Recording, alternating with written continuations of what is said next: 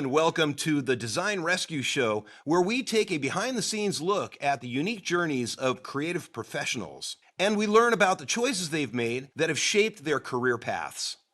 Hello, everyone. Thank you again for joining us today. I am your host, David Block, and today I'm happy to welcome package designer and owner of Great Packaging, Greg Stock. Welcome to the show, Greg. Thank you. Thank you for having me. Absolutely. So this show is basically a behind the scenes kind of tour of your career journey. And so what I like to do is start at the very beginning and let's go back to your education, see how it influenced your career direction. And I did a little research, found out you were in the military. And first of all, let me just start by saying thank you for your service. Thank you for your support. And absolutely. I'm curious if your interest in design came before or after your time in the military? It was actually in high school. So I've always was a artist, kind of, doodling and all this and that. And my dad was in the military, so I wanted to join the military. And but he was a Marine in the Vietnam. So because of that, he's like, well, you're either going to go Air Force or Navy. So I loved the water, so I chose the Navy. But when I got out, I wanted to pursue graphic design with the GI Bill. So I kind of just stuck with that path, if you will. Okay. Now I'm curious how that experience, your military experience, influenced your discipline, your approach to the design field. How did that influence what you do? Yeah, that's a great question, because I'm a very structured person, and that's why I worked so well in the military, and I still do it today. Matter of fact, I have processes in place that I have to follow, and it's beneficial for me to that way I know, that things are getting done in the right order, if you will. Right. Excellent. Okay. And then, I guess after your military, right? After you came out, you went to the University of Texas. Is that right? Yes. Mm-hmm. Okay. Excellent. So, and what program did you take? Did you study? And I'm curious, was there a project that solidified your desire to move forward in the career choice you chose? Yeah. So I'll back up a little bit. Right when I got out of the military, actually a good friend of mine's mom, she really knew me well enough, and she's like, "Hey, Greg, you should check out this graphic design stuff." And I had no idea what it was. And when I looked into it, I'm like, oh, that sounds like perfect for me. And two, I was 24 years old when I first started college. So I had time to really develop and know what I wanted to do. So when I looked into it, I'm like, that's me. And I say that because a lot of people, they go through college, they change majors, or they're not even doing what they majored in college. So for me, I majored in graphic design. I still do it today. So I think that's kind of rare, but I think my, coming in at 24, a little more mature, enabled me to kind of, focus on what I really wanted to do. Okay. All right. Excellent.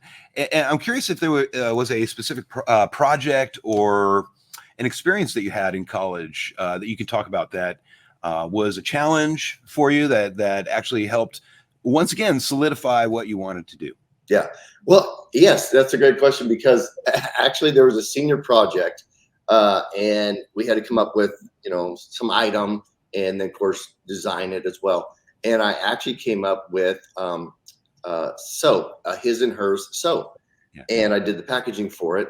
And ironically, because I do packaging now, and my very, very first client, she made handmade soaps, and I did the packaging for her. But in college, my professor, he kind of acted like an art director.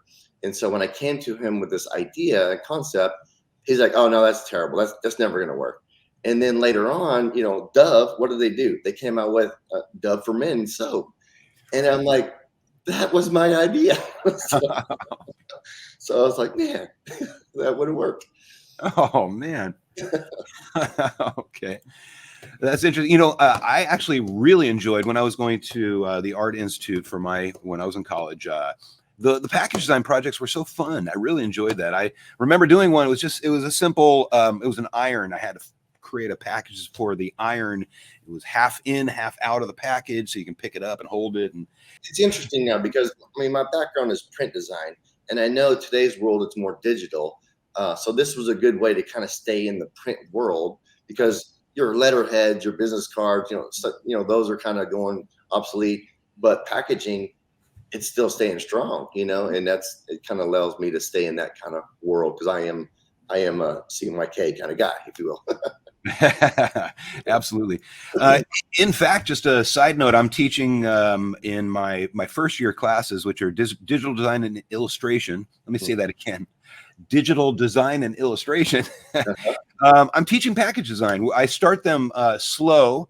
We're starting with a label, and then just a simple wrap, and then we'll do a full-on die line with packaging and all of that.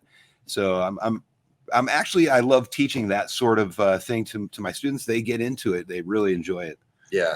It gets real tricky with the die lines, because things have to be upside down or sideways, and I still today will print out a die line, put it together, and make sure I have it correct before I send it off, because that's once it's printed, you're done. That's absolutely right. So now that we're talking about packaging, can we talk about great packaging and the services that you offer? Yeah. So I'll always tell this spiel to all my customers. I'm like, well, first, let me tell you, I'm a graphic designer. I've been in corporate America for 25 years, and I started, great packaging. So whatever you need for as even marketing, I do that as well.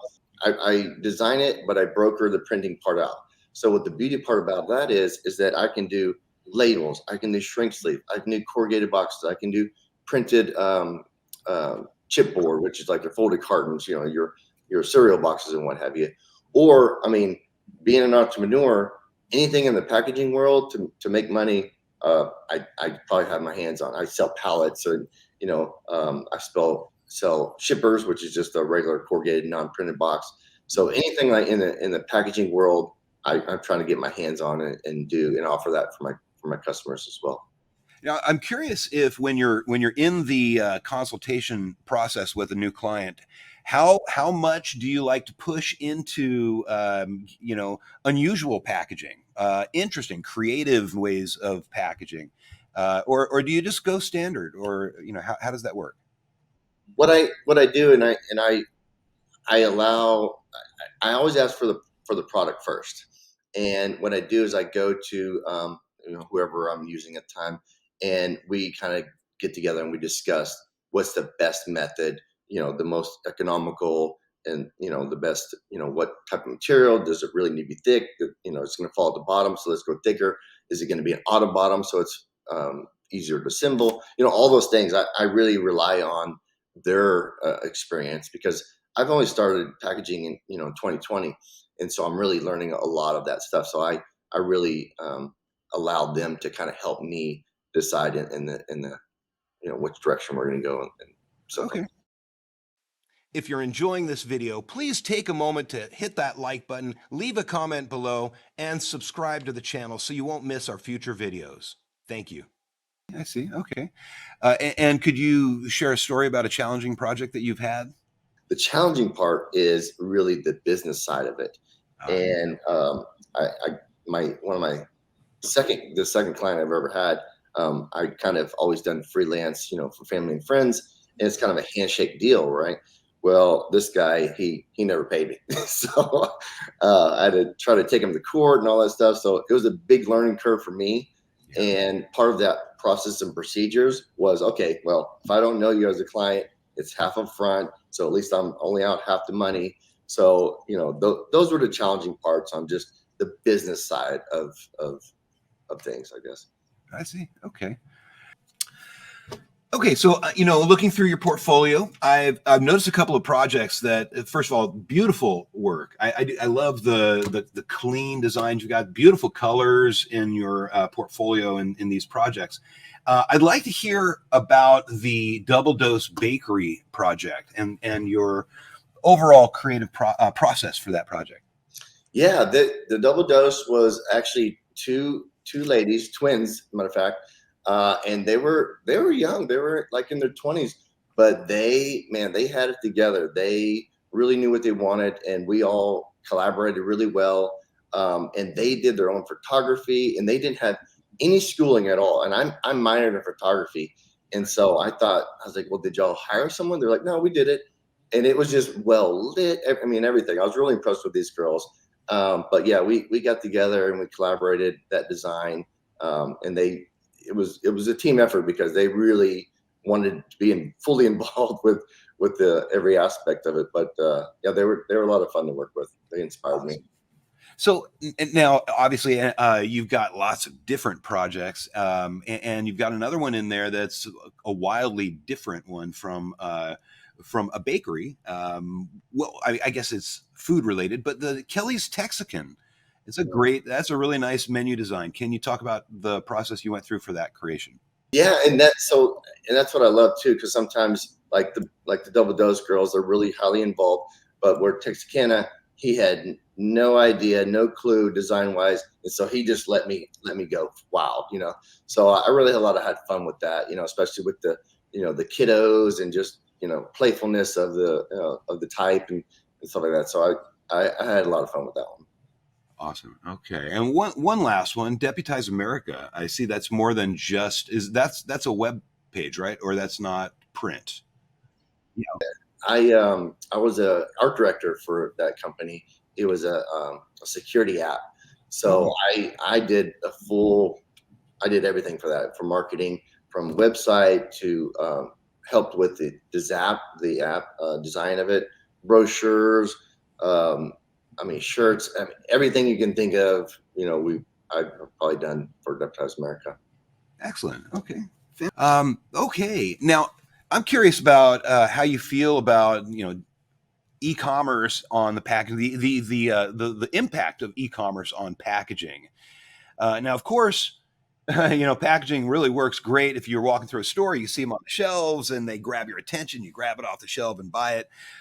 Is it the same thing with online sales? Do you feel you have to design packaging a little differently if it's going to be an online product, or how do you feel about that? Yeah, so you're right. It's definitely different because I have a client now that is just starting out and they're only doing through Amazon. And so I guess a lot of times when you're on a shelf, it's just a little nose spray bottle, right? So it's teeny tiny, it's only 1 ounce. And on a shelf, you design a box that's twice as big or three times as big just for the real estate of it, and the bottle's like teeny tiny inside. Well, and that's a lot of money. I mean, the bigger the packaging, the more the money. Well, he's just on Amazon, so he's like, Greg, I don't need that big packaging. So we got a teeny tiny package. So, and that's all he needs, and it's cheaper that way. So it's better in that sense, because I first sent him the die line and it was huge. He's like, why is it so big?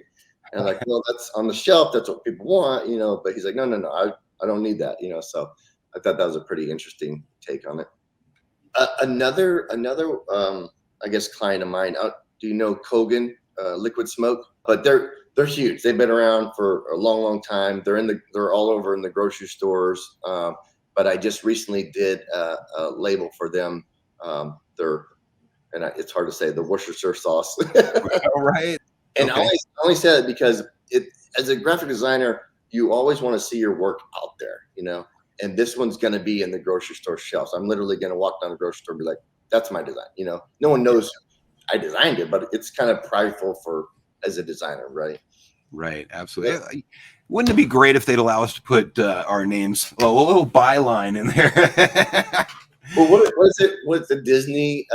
They always put something in there, that's hidden, that they know it's theirs. So I kind of done that before too. Maybe a little cross or something in the artwork, just to, I don't know. That's awesome. Well, you know what? We've come to just about the end of the conversation. I appreciate your being here, and I absolutely appreciate your time.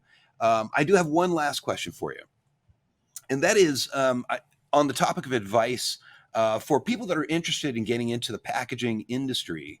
Would you say focus on packaging as a specialty, or do everything and then just build your skills everywhere, and grab some packaging projects when possible, or Yeah. So when I first got out of college, I wanted to work on my own. right? I mean, that's every graphic designer's dream, right? Really, really, realistically. And I can never get it off the ground because when they hire graphic designers, uh, freelance, they're just starting out, so they really can't afford you. So I did a lot of logos, and then I never got a repeat client out of it. So I went into the design world, or a design firm, and it was very cutthroat, So, and I said I'm never going to go in the corporate world. I want to do the creative stuff. Well, it was so cutthroat. Then I went to the corporate world, and I did that for 25 years. And I still tried. I mean, through all the years, I tried to develop Greg Stock Designs. That's where really I started, and it never could go off the ground. And I just, as of late, I found myself doing more package design. And then someone's like, "Hey, you should broker this out." And then that's the genius part of it, because now I have a reciprocal client. So I design it, that's one and done. But when they run out of boxes or cartons, guess what? They're going to reorder from you.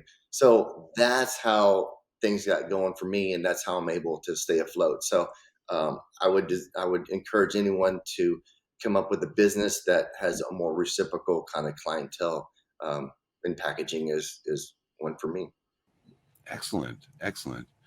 Fantastic advice. Thank you so much, Greg. I really appreciate your time, and thanks for being here. Yeah, I appreciate you, and this has been great.